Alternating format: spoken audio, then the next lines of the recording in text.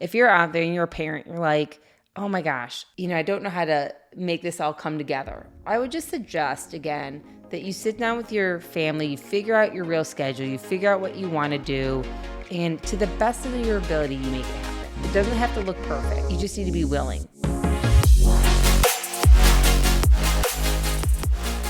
Hello, everyone. We are Greg and Jacquie Francis, and welcome to High Performance Parenting, where our passionate goal is to encourage you to raise champion children in a crazy world. Every week, we will bring you multiple episodes from our extensive experience of raising our six happy, healthy, successful, godly kids who are confidently equipped to win big in life. We deeply believe that any parent who is provided with the right knowledge and continual support can raise amazing kids. And when they do, all of our futures get better. If raising up future generations of absolute champions matters to you as much as it does to us, here's how you can contribute.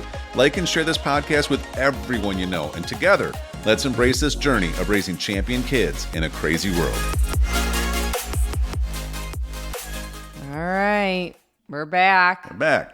I don't know. Does anybody want to hear the rest of the story? I'm not sure. Ellie stories. So anyways, so we have to craft this email. We come up with all the pros and cons for the person. I'm assuming that the cross-country coach is probably going to be concerned about liabilities or something like that. They might have to sign some kind of waivers to make sure there's no liability on them. So even when they're practicing and they're running around these neighborhoods and stuff, and so we make sure that we address all of that. We have our other kids making sure that they are the light in that cross country, where they are respectful, they are honoring, they're hardworking. So they've already noticed that our family is, going to be a blessing. I think just pause one minute before you go on with Ellie's story, because it's just really bringing up such a good point in my mind, is that so many times we hear how your kids are the light. They're so respectful. They're so kind. They're so inviting. And, that comes again from training them how to do that.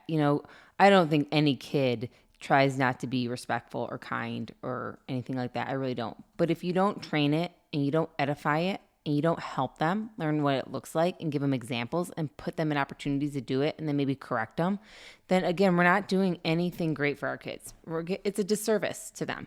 If we don't teach them how to really thrive in every environment, specifically in sports, schools, other kids, around adults, then you're not helping them to raise up to what they can be in the future. Yeah, with specifics. Right, and examples of how it looks like to do it right and what it looks like to do it wrong. So a couple of minor examples. I think we'll do another episode on this topic about how to be a light everywhere you go, but with reference to what we're talking about here, I mean, we taught the girls when they go to golf, okay, so make sure, when you introduce yourself to the new coach, just go up, have a good firm handshake, look them in the eyes, tell them who you are, tell them that you're here, excited to really work hard and really be the most improved player this year. And that's what they did. They said, hi, I'm Jacquie Francis and, coach whatever. And, I'm really thankful to be part of this. And I'm excited about being the most improved player this year. You know what I mean? And so you can see what happens on a coach's face when just that level of respect shows up to begin with, and that intentionality. And I mean, what coach doesn't want to coach a kid that has that kind of mentality and attitude, right? Well, and you think to yourself, well, that means their parents probably take a lot of time. For sure. So this athlete is probably going to do pretty well because they're being trained by respectful parents. Yeah. And then even with Jerus and Chrissy, when they started with cross country, I said, make sure that you go up and introduce yourself. Yes. Don't just kind of randomly show up. Just say who you are. Just say that, you're excited to work hard. I remember telling both Jerus and Chrissy, it's like, to let her know, just say, we would really like to get good at this. We'd like to be one of your top people, if not your top person. Mm-hmm. So if you have any advice for us, things that we could do better, ways we can work harder, we want you to push us. We want you to challenge us. We want you to, really don't be afraid to actually, to push us like you can. And I'll tell you again, you gain so much favor by showing up with that attitude. And, but I don't know if our kids would naturally just think to do that at their age. We have to prep them to do this. But then after they do it, the level of favor they do get makes the experience so much better for them. Well, I think they, number one, feel so much more part of the team. You know what I mean? And number two, the coach is so much more inclined to point them out as people that are accomplishing greatness. They're seeing the greatness in them. And then because of that, there's a level of respect that is between the coach and our child, this athlete. And that therefore when things arise, when there's opportunities to give them encouragement, when there's opportunities to put them in a position to run a race or play in a tournament that maybe they naturally didn't qualify for, they're more inclined to give them that chance because they know there's a level of respect there. So with that, how did you help Eliana? So then when I crafted this email to the coach, the cross country coach, and just said, hey, by the way, I really don't know if this is something that you are going to be able to do, but I wanted to be able to at least reach out to see if there's a way we could try to making this happen. I respect what you're doing as a coach. I want to make sure that we're only going to be a blessing to what you're trying to accomplish. So I don't want anything to be a burden here. I just kind of set that up from the beginning. And then I just said, so I have, of our children, we have 6, and our 5th child, she's going to 5th grade. She's like really close to her brother Drews and her sister Chrissy.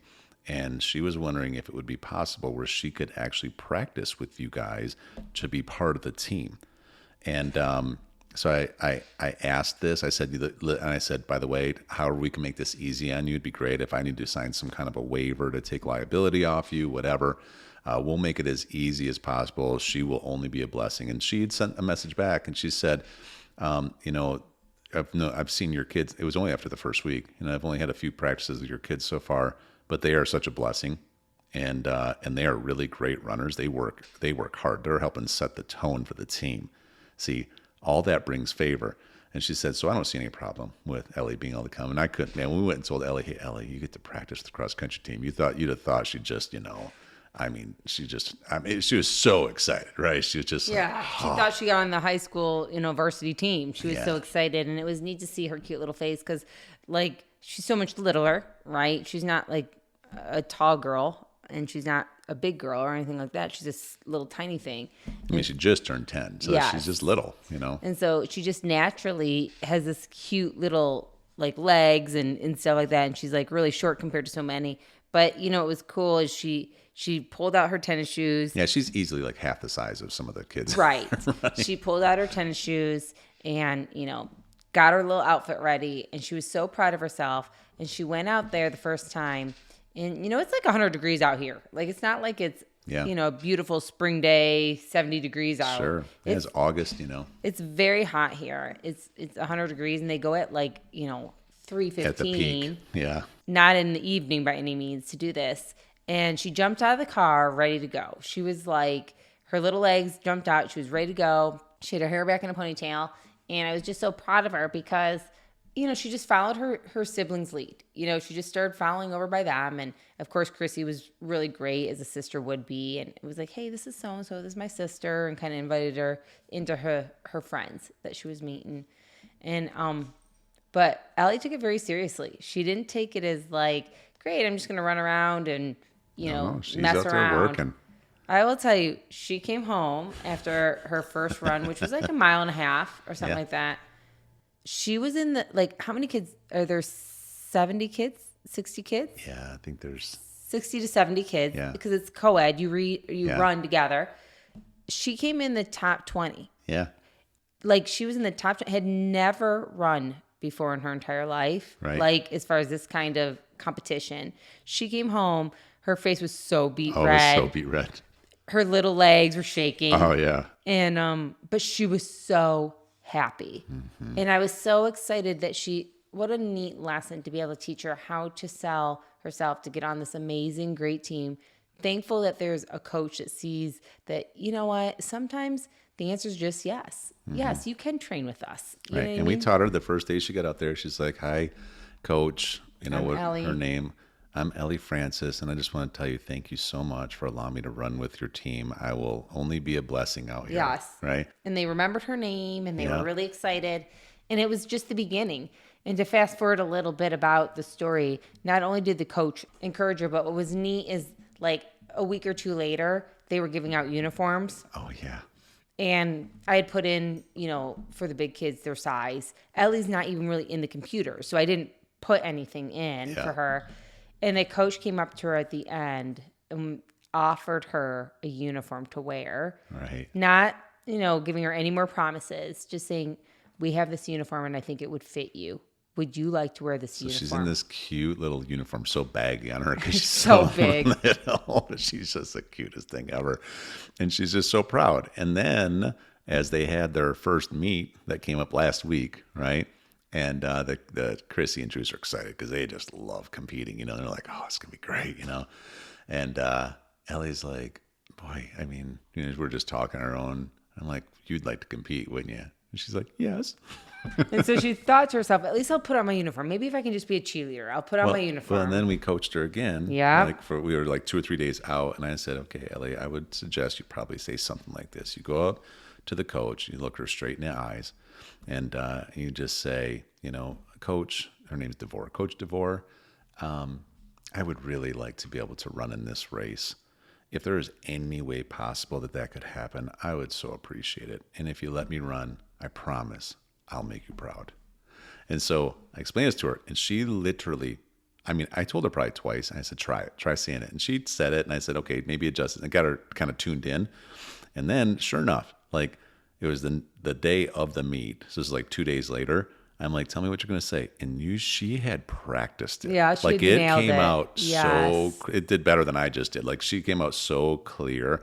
And I'm just like, if you do that, they're going to, you know, I'm thinking, who wouldn't say yes? So sure enough, so she goes and she does that. And guess what? She gets to run in the race. She did. She got to run. And I think it just comes back to, again, first of all, give somebody an opportunity to say yes. Yeah. And number two, you know, study the skills that will allow you to get to the point where you can achieve what you want to. You know what I mean? Study what you need to. Ask people what you need to say, do.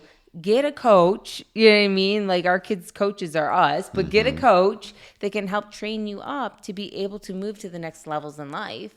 And like, what a neat opportunity to be able to teach not only her in this situation, but all the other kids heard what we just did there. And they're thinking, I'm going to do this too in the future. Yeah. If I want to be on a team, I'm going to sell myself. If I want to be seen, I'm going to be the light. If I want to be one that the coaches can rely on, I'm going to be one that comes up and introduces myself. Like, I'm going to stretch myself, because what's the worst that happens? Right. So then the results is so fun. We're there. I'm actually more nervous than they were. It was, I didn't expect to be nervous for a cross country race, but I was nervous for them. Not in like a way where I was concerned that it wouldn't be great for them, or they wouldn't do well. It was just kind of like, I don't know, just like that nervous energy, like, okay, here we go. Let's go.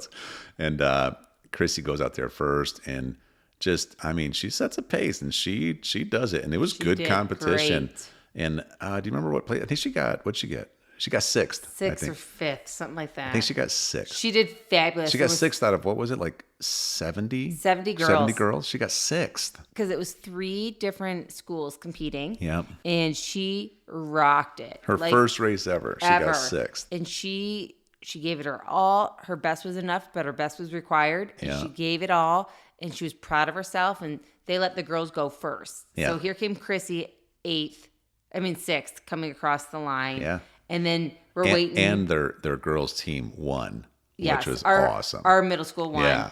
But we're waiting for little Ellie. Like, here we are. Like, here comes Chrissy, and it's competitive. It's hot. It is hot out. And we're like, okay, where's Ellie? Where's Ellie? Because the boys hadn't taken off yet. They let the girls go first. Yeah.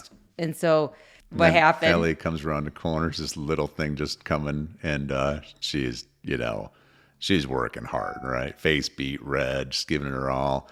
And they made her like pull off to the side before the finish line because they didn't want to count her officially, because she's not actually officially, you know, in the sixth grade. Yeah. But she came in 18th place out of 70 kids. And she's in 5th grade. The youngest one. Like, she beat, I don't know how many 6th, 7th, and 8th grade girls. Yeah. She'll move in the top 10 soon. For sure. She will for sure. I'm just proud of her. She did that, and she rocked it. We couldn't be more proud of the fact that it's really not, you know, where they placed or anything like that. That's not the thing. But it's more the fact that, you know, they really did decide they were going to train for this. And they really did give it their best, hon. You know what I mean? Yes. Like what more joy can you have as a parent watching your kid? And we didn't push them. Like, we put them in atmospheres, and then we let them make the decision to give it their best. But we've been building this foundation into them for so long that they're applying it, right? Right. And then Drewsy, man, he's so smart. He's like, you know what, Dad? I've been watch that first race, and you got to stay on the inside. He said, he's like, I'm gonna. So sure enough, and get lined up. He's the most inside of the track, He takes off and he's like elbowing people out of the way. And because he gets to cut the corner early, he's in first. He's just out there and he's going. And again, even with him, most of the kids that are up front with him, they are at least a full head taller than him. So their strides are bigger, everything. And he's like forcing his strides to get longer just to try to be able to keep up and pace it. And anyways, he did really good. It was really hard competition. Well, there was more boys, so I think there were 90. I was gonna say close to 100. There was 90 boys, and Jerusalem man ended up coming in 11th out of 90, but he was top 4, I think, in his own. Was it 4th? I think he might have been 3rd or 4th out of his school. Right. But top 11, and so he literally, he beats 79 kids in his first meet as a 6th grader, where it's all 8th graders coming in. And I was so proud. I was so proud of them all. Well, and the coolest part about it all is, they really just got their first meet under their belt. Yeah. They're ready now. They're ready for today. We have another one. The girls did golf and they got their first competition out of the way also. Yeah. And, if you're out there and you're a parent, you're like, oh my gosh, I don't know how to make this all come together. I would just suggest, again, that you sit down with your family, you figure out your real schedule, you figure out what you want to do, and to the best of your ability, you make it happen. Mm-hmm. It doesn't have to look perfect. You know what I mean? You just need to be willing. And I will tell you, even with all that going on, for track, cross country, they practice 5 days a week. Mm-hmm. But as a family, we decided Fridays aren't going to happen for our family. Yep. So again, people skills, and we negotiate with the coach that, hey, listen, we just have some family obligations on Friday that we won't be able to come. Is that okay? Can we make sure that this doesn't work against our kid?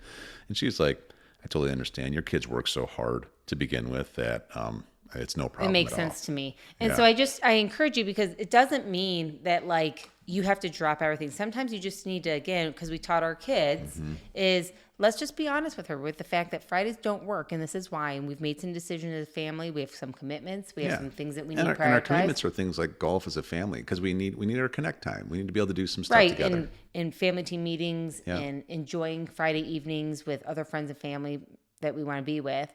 And I just tell you that all because it's not once discouraged our kids. They work harder during the 4 days that they are there. The coach is super excited with the results they are getting. And I just think it's neat, because if you're trying to figure it all out, just again, remember that we are working towards a goal.